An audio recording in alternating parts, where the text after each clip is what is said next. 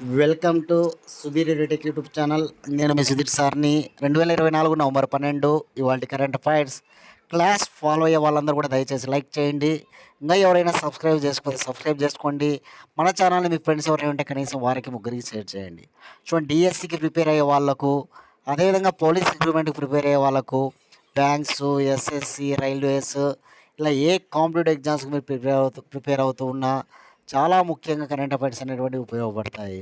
కాబట్టి డైలీ క్లాసులు మిస్ కాకుండా వింటూ రండి. ఓకేనా? బాగా రివిజన్ చేసుకుంటూ చదువుకుంటూ రండి. ఓకే ఫ్రెండ్స్, ఇవాళ క్లాస్లోకి వెళ్ళిపోదాం. ఫస్ట్ క్వశ్చన్ చూద్దాం. వరల్డ్ న్యూమోనియా దినోత్సవమును ప్రతి ఏటా ఏ తేదీ నిర్వహిస్తారు? వరల్డ్ న్యూమోనియా దినోత్సవాన్ని ప్రతి ఏటా నవంబర్ 12 నిర్వహించే దినోత్సవం. న్యూమోనియా అనేటువంటిది ఊపిరితిత్తులకు వచ్చేటువంటి వ్యాధి అనమాట. ఊపిరితిత్తులు, లంగ్స్ రిలేటెడ్ డిసీజ్ ఏదంటే కనుక ఈ న్యూమోనియా. డిప్లోకాకస్ న్యూమోనియా అనే బ్యాక్టీరియా వల్ల వస్తుంది. డిప్లోకాకస్ న్యూమోనియా అనేటువంటి బ్యాక్టీరియా వల్ల సంభవిస్తుంది న్యూమోనియా వ్యాధి. ఇది ఊపిరితిత్తులకు వచ్చే వ్యాధి. ప్రతి ఏటా న్యూమోనియా ఈ వ్యాధికి సంబంధించిన అవగాహనను పెంచాలి అనేటువంటి విషయం పైన ఈ నవంబర్ 12వ తారీఖున దినోత్సవాన్ని నిర్వహిస్తారు.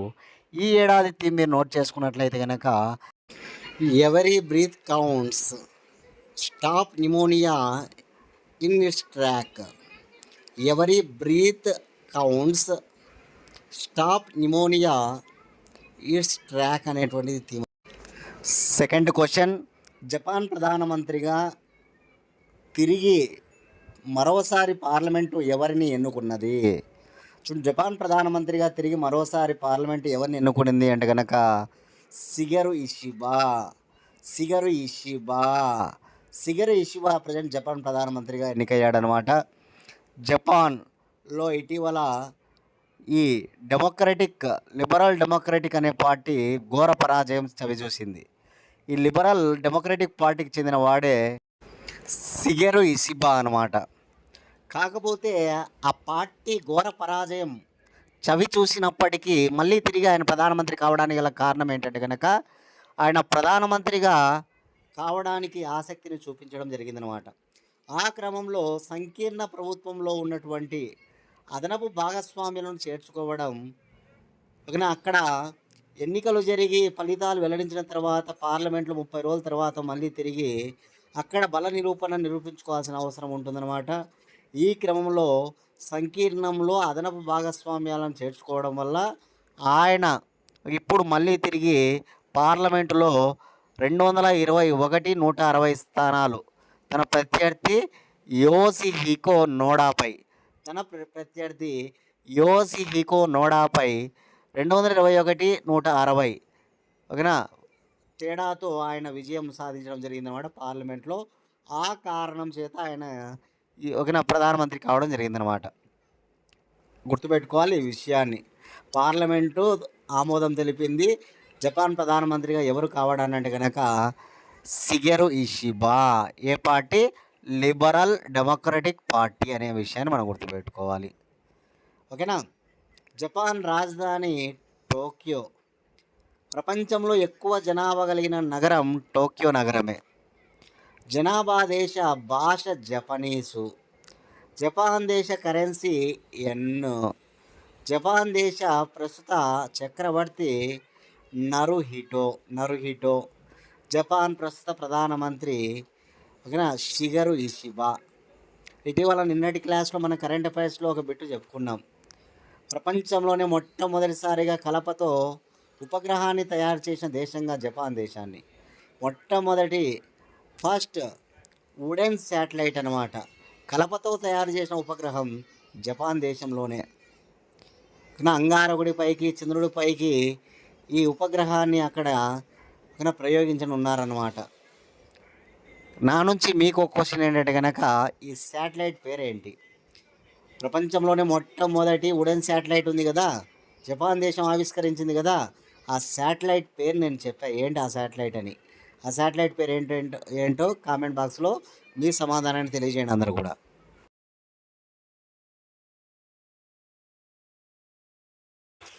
థర్డ్ క్వశ్చన్, అమెరికా జాతీయ సరిహద్దు విభాగాధిపతిగా ఎవరు నియమితులయ్యారు? అమెరికా జాతీయ సరిహద్దు విభాగ అధిపతిగా నియమితులైన వాడు టామ్ హోమన్. ఎవరు? Tom Homan. ఇమెయిల్లో చూడొచ్చు టామ్ హోమన్ను. ఇతనే ప్రజెంట్ అమెరికా జాతీయ సరిహద్దు విభాగ అధిపతి అనమాట. చూడండి, డొనాల్డ్ ట్రంప్ ఎన్నికల ప్రచారంలో భాగంగా ఇచ్చినటువంటి వాగ్దానం అనమాట. అక్రమ వలసదారుల నిరోధక చర్య. అక్రమ వలసదారుల నిరోధక చర్యను నేను అమలు చేస్తా అని చెప్పి ఆయన చెప్పడం జరిగిందనమాట. దానిలో భాగంగా అక్రమ వలసల నిరోధక చర్యల్లో భాగంగా దాన్ని అమలు చేసేందుకు గొప్పగా ఇప్పుడు అమెరికా జాతీయ సరిహద్దు విభాగ అధిపతిగా ఎవరిని నియమించాడంటే కనుక ఈ ఓకేనా టామ్ హోమన్ను నియమించడం జరిగిందనమాట. ఇటీవల డొనాల్డ్ ట్రంప్ రిపబ్లిక్ పార్టీ నేత రెండవసారి అధ్యక్షుడు కావడం జరిగింది, మనందరికీ తెలుసు. ఆయన అధ్యక్షుడు అయిన తర్వాత అనేక విభాగాలకు అధిపతులు రావడం జరుగుతుందన్నమాట. కాబట్టి ఇప్పుడు అక్రమ వలసదారుల నిరోధక చర్యలను బాగా అమలు చేసేందుకు ఆయన అమెరికా జాతీయ సరిహద్దు విభాగ అధిపతిగా ఈ టామ్ హోమన్ను నియమించాడనమాట. గుర్తుపెట్టుకోవాలి, బోర్డర్ జార్ అంటారనమాట. అక్కడ ఈ విభాగాన్ని ఏమంటారంటే కనుక బోర్డర్ జార్ అంటారనమాట. కాబట్టి బోర్డర్ జార్గా ఎవరు నియమించబడ్డాడు? టామ్ హోమన్ నియమించబడ్డాడు అనమాట. గతంలో డొనాల్డ్ ట్రంప్ అధ్యక్షుడిగా ఉన్నప్పుడు ఆయన సేవల్లో పనిచేసిన వాడే ఈ టామ్ హోమన్. కాబట్టి ఆయన పనితనాన్ని మెచ్చి ఇప్పుడు ఆయనను ఈ ఒక బార్డర్ జార్గా నియమించడం జరిగిందనమాట. అది గుర్తుపెట్టుకుంటే సరిపోతుంది.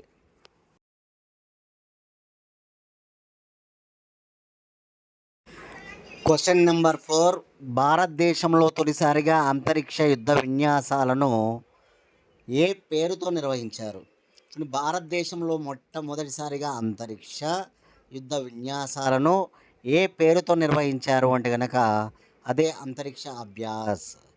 అంతరిక్ష అభ్యాస్ అనేటువంటి ఈ కార్యక్రమం ఢిల్లీలో నిర్వహించబడిందనమాట.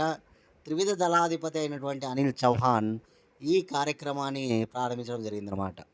చూడండి, అంతరిక్షంలో మన ప్రయోజనాలను కాపాడుకోవాలనే లక్ష్యంతో, అంతరిక్షంలో మన ప్రయోజనాలను కాపాడుకోవాలనేటువంటి లక్ష్యంతో జరుపుతున్నటువంటి ఒక కార్యక్రమం అన్నమాట.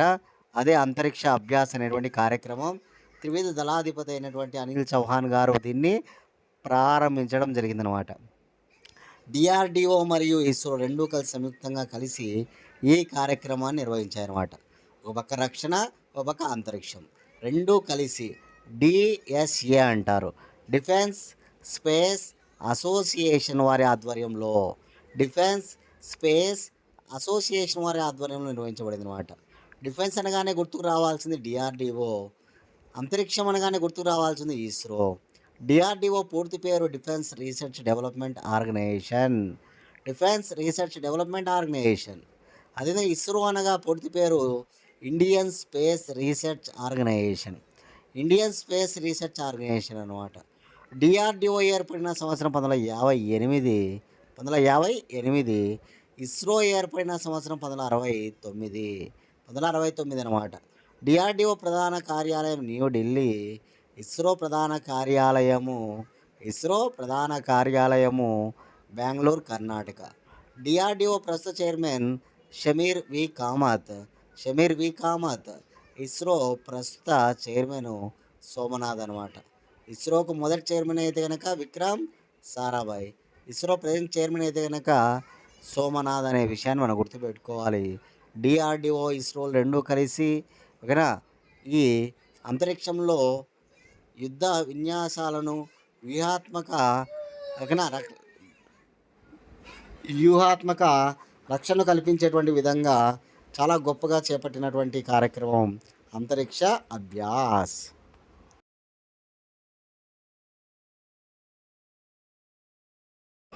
Question number 5.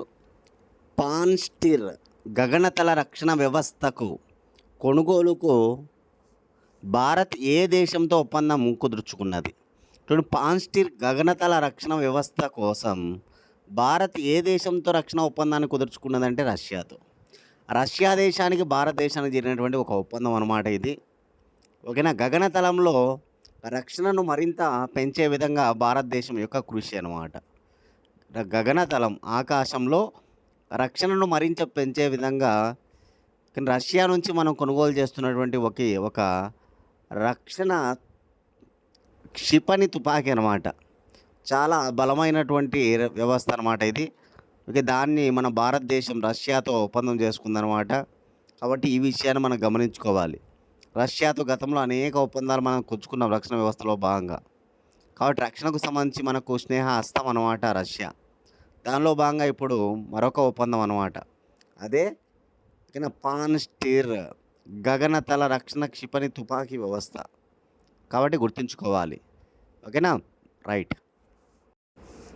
గోవాలో జరిగిన భారత్ రష్యా అంతర ప్రభుత్వ కమిషన్ సమావేశం దీనికి వేదికైందనమాట. భారత్ రష్యా అంతర ప్రభుత్వ కమిషన్ సమావేశం దీనికి వేదిక కావడం జరిగింది. ఆ విషయాన్ని గుర్తుంచుకోండి. ఓకేనా?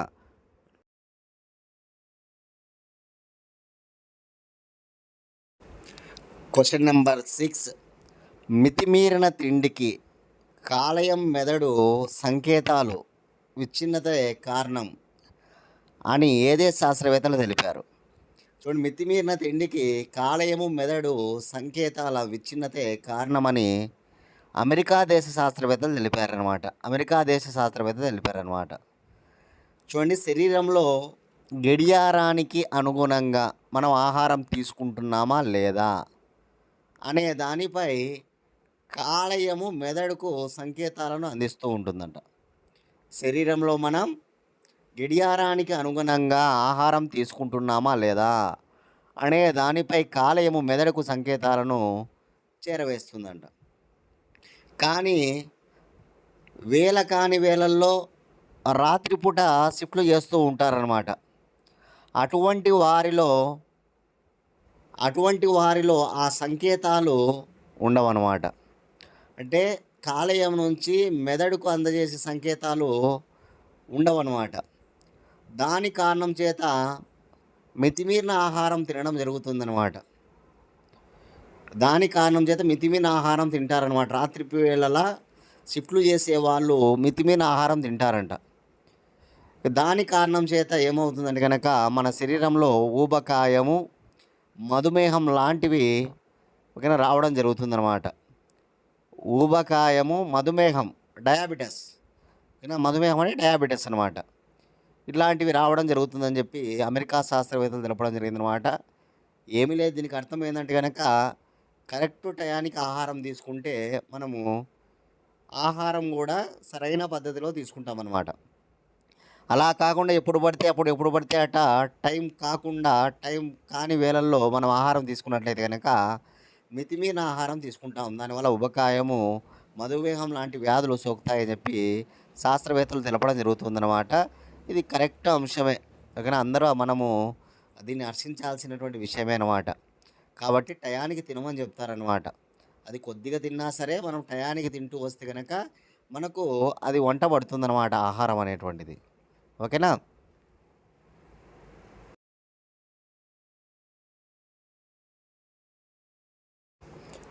Seventh question.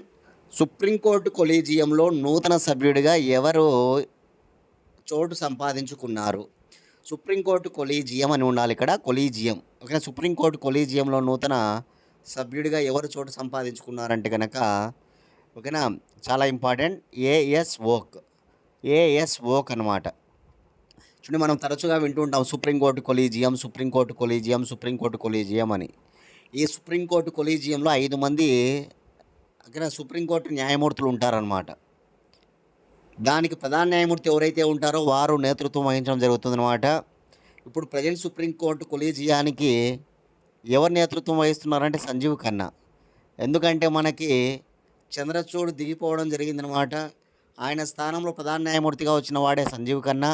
కాబట్టి సంజీవ్ ఖన్నాతో పాటి మిగతా 4 పేర్లు చెప్తా, కొలీజియంలో ఎవరెవరు ఉన్నారనేది నోట్ చేసుకోండి. ఒకరు justice B R Gavai. Number 3 justice Rishikesh Roy.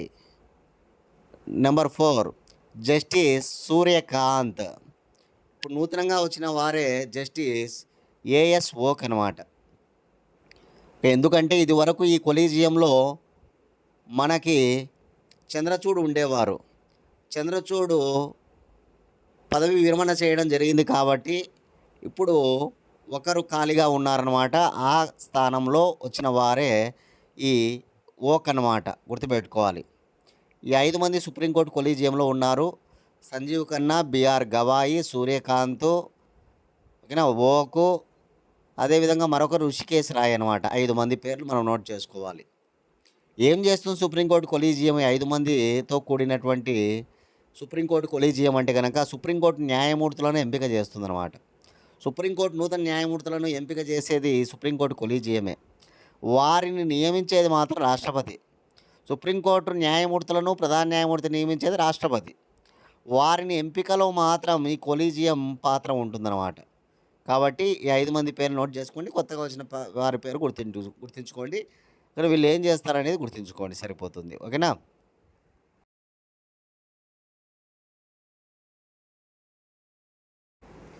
Eighth question, 2024-25కు గాను ఆంధ్రప్రదేశ్ రాష్ట్ర ప్రభుత్వం విడుదల చేసిన బడ్జెట్ ఎంత? బడ్జెట్ ఎంత అంటే కనుక 2,94,427 కోట్లు. 2,94,427 కోట్లు.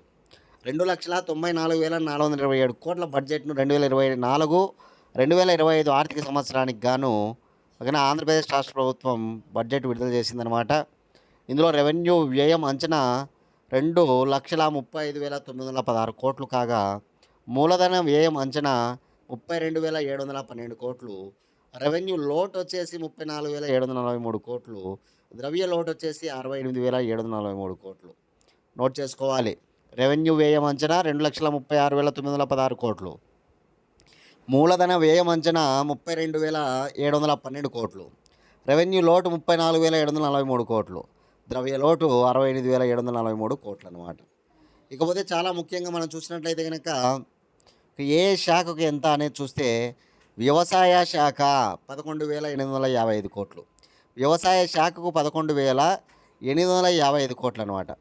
వైద్య ఆరోగ్య శాఖకు 18,421 కోట్లు. వైద్య ఆరోగ్య శాఖ గుర్తుపెట్టుకోవాలి, ఇంపార్టెంట్. 18,421 కోట్లు అనమాట. జల వనరులకి 16,715 కోట్లు. జల వనరులకి 16,705 కోట్లు అనమాట. ఇక పోలీస్ శాఖకి 8,495 కోట్లు. పోలీస్ శాఖకి బీసీ వెల్ఫేర్ 39,007 కోట్లు. ఎస్సీ సంక్షేమానికి ఎస్సీ వెల్ఫేర్కి 18,497 కోట్లు. ఎస్సీ వెల్ఫేర్ వచ్చేసి 18,497 కోట్లు. ఎస్టీ వెల్ఫేర్ వచ్చేసి 7,557 కోట్లు. ఎస్టీ వెల్ఫేర్ వచ్చేసి 7,557 కోట్లు అనమాట. మైనారిటీ వెల్ఫేర్కు 4,376 కోట్లు. మైనారిటీ వెల్ఫేర్కి ఎంత? 4,376 కోట్లు అనమాట. కానీ ఈ విషయాలన్నీ కూడా నోట్ చేసుకోవాలి, ఇంపార్టెంటు. ఇక పంచాయతీరాజు గ్రామీణాభివృద్ధికి 16,739 కోట్లు. ఎప్పుడూ లేదంట గ్రామీణాభివృద్ధికి ఇంత బడ్జెట్ అనమాట. ఫస్ట్ టైం పంచాయతీరాజ్కు గ్రామీణాభివృద్ధికి 16,739 కోట్లు. ఇక పట్టణాభివృద్ధికి 11,490 కోట్లు. పట్టణాభివృద్ధికి ఒక 11,490 కోట్లు అనమాట. అదేవిధంగా హౌసింగ్, గృహ నిర్మాణం, హౌసింగ్కి వచ్చేసి 4,012 కోట్లు. 4,012 కోట్లు అనమాట. ఇక ఉన్నత విద్యకు 2,326 కోట్లు. ఉన్నత విద్యకు 2,326 కోట్లు. పాఠశాల విద్యకి 29,909 కోట్లు. పాఠశాల విద్యకి ఎంత? 29,909 కోట్లు అయితే ఉన్నత విద్యకు 2,326 కోట్లు అనే విషయాన్ని గుర్తుపెట్టుకోవాలి. ఓకేనా? ఇక జిఎస్డిపిలో రెవెన్యూ లోటు అంచనా 4.19% అంట. జిఎస్డిపిలో ద్రవ్య లోటు అంచనా వచ్చేసి 2.12% అంట. గుర్తుపెట్టుకోవాలి. జిఎస్డిపిలో రెవెన్యూ లోటు అంచనా 4.19%, జిఎస్డిపిలో ద్రవ్య లోటు అంచనా 2.12% అనమాట. ఇక ముఖ్యంగా మనం చూస్తే రాజధాని నిర్మాణం కోసం 3,445 కోట్లు. రాజధాని నిర్మాణానికి 3,445 కోట్లు అనమాట. పోలవరానికి అయితే కనుక 5,445 కోట్లు. పోలవరం నిర్మాణానికి 5,445 కోట్లు అనమాట. ఇట్లా చాలా ముఖ్యమైనటువంటి విషయాలు ఉంటాయి బడ్జెట్లో. అవన్నీ కూడా బాగా గుర్తుంచుకోవాల్సిన అవసరం ఎంతైనా ఉంటుంది. ఓకేనా? ఆంధ్రప్రదేశ్ ఆర్థిక మంత్రి పయ్యావుల కేశవ్ బడ్జెట్ను విడుదల చేయడం జరిగిందనమాట. మన ఆంధ్రప్రదేశ్ ఆర్థిక మంత్రి ఎవరు? పయ్యావుల కేశవ్ అనమాట. ఆయనే బడ్జెట్ను మనకు రిలీజ్ చేయడం జరిగిందనమాట. మనం మేలో చూస్తున్నాం. ఆయన బడ్జెట్ను ముఖ్యమంత్రి చంద్రబాబు నాయుడు మరియు ఉప ముఖ్యమంత్రి పవన్ కళ్యాణ్ వీరిద్దరి చేతిలో ఓకేనా ఉంచడం జరుగుతూ ఉందన్నమాట బడ్జెట్ను. ఓకేనా.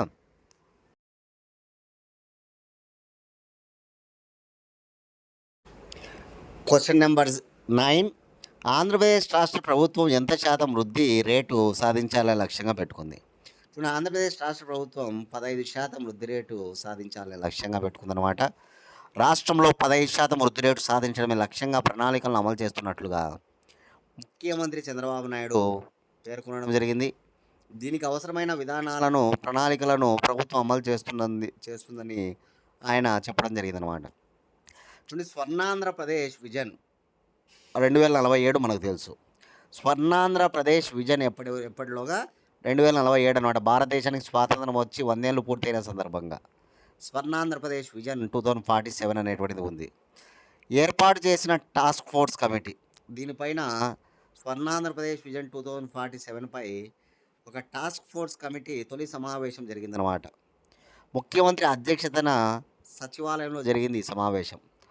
టాస్క్ ఫోర్స్ మొదటి సమావేశము ముఖ్యమంత్రి చంద్రబాబు నాయుడు అధ్యక్షతన సచివాలయంలో జరిగింది. ఈ సమావేశానికి టాటా సంస్థల చైర్మన్గా Chandrasekaran, CII director general Chandrajit Banerjee, GMR group chairman Grandhi Mallikarjuna Rao, అదేవిధంగా L and T chairman Subrahmanyan, TVS company chairman Venu Srinivasan, Apollo ప్రతినిధి Preethi Reddy, Piramal group chairman Ajay Piramal, doctor Reddy's lab chairman Satish Reddy వాళ్ళందరూ కూడా పాల్గొన్నారనమాట. ఈ టాస్క్ ఫోర్స్ కమిటీలో భాగంగా జరిగిన సమావేశానికి వీళ్ళందరూ కూడా హాజరు కావడం జరిగింది. ఓకేనా. వీళ్ళందరూ ముఖ్యమైన వ్యక్తులు కాబట్టి అందరినీ కూడా నోట్ చేసుకోండి, చాలా ఇంపార్టెంట్.